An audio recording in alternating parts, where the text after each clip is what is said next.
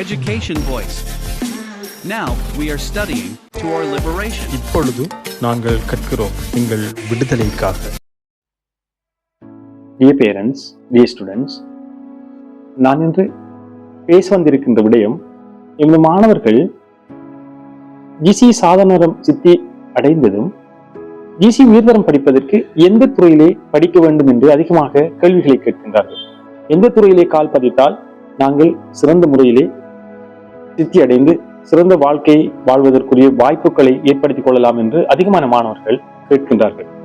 சிலர் கேட்கின்றார்கள், நான் கலைத்துறையிலே படித்தால் எனக்கு வாய்ப்புகள் இல்லை, ஒரு அன்எம்ப்ளாயி, ஒரு வேலையற்ற பட்டதாரியாகவே நான் வாழ முடியும், நீங்கள் அவற்றை தவிர்க்க வேண்டுமா என்றெல்லாம் கேட்கின்றார்கள். உண்மையில் எந்த துறையில் நாம் கால் பதிப்பது என்பது எங்களது நிலைமையை பொறுத்தது, இந்த சூழலை பொறுத்தது, எங்களது எதிர்கால சிந்தனையை பொறுத்தது.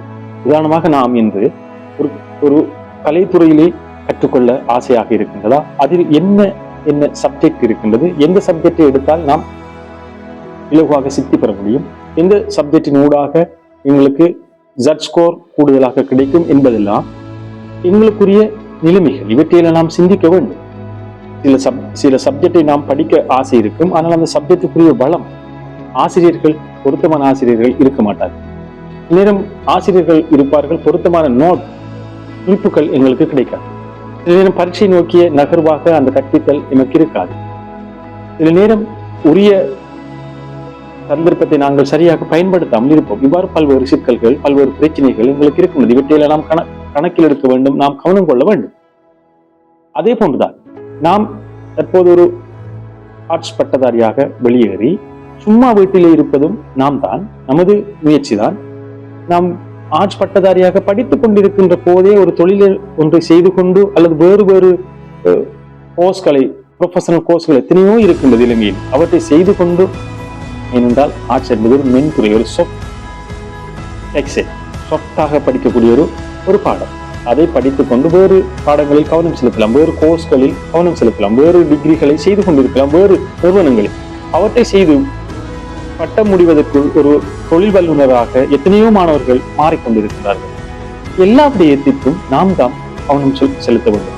நமக்குள் தான் முயற்சி இருக்க வேண்டும், நாம் தான் சிந்திக்க வேண்டும், நாம் தான் பரந்த அடிப்படையில் யோசிக்க வேண்டும்.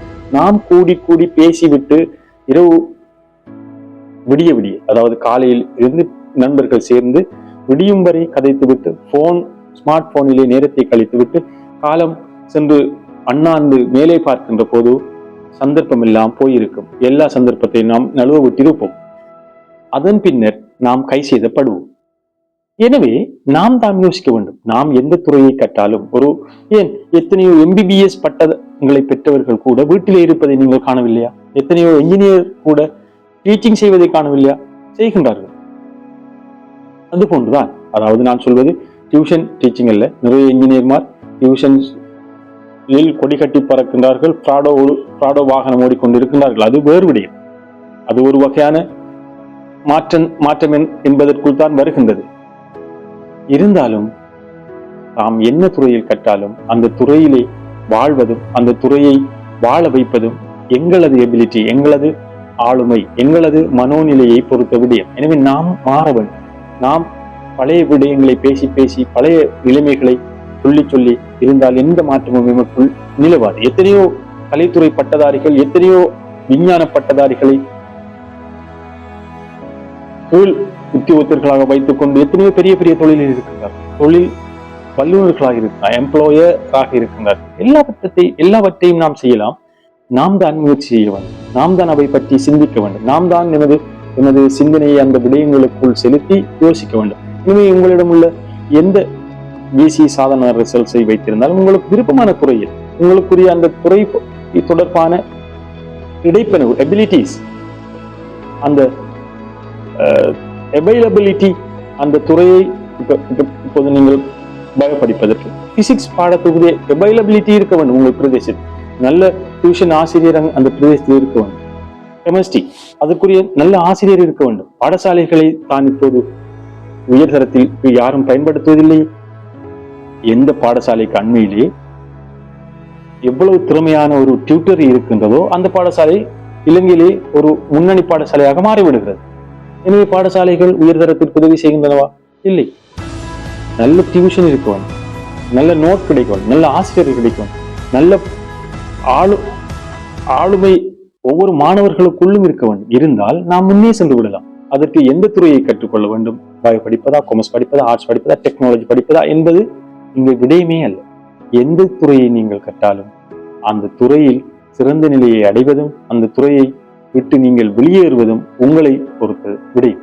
எனவே மாணவர்களே, நீங்கள் அதிகமாக எந்த துறையில் படித்தால் முன்னேற முடியும், எந்த துறையில் படித்தால் வாய்ப்புகள் இல்லை, இருந்தாலும் சில துறைகளில் அதிகமான வாய்ப்பு வசதிகள் கூடுதலாக இருப்பதை நாம் மறக்க முடியாது.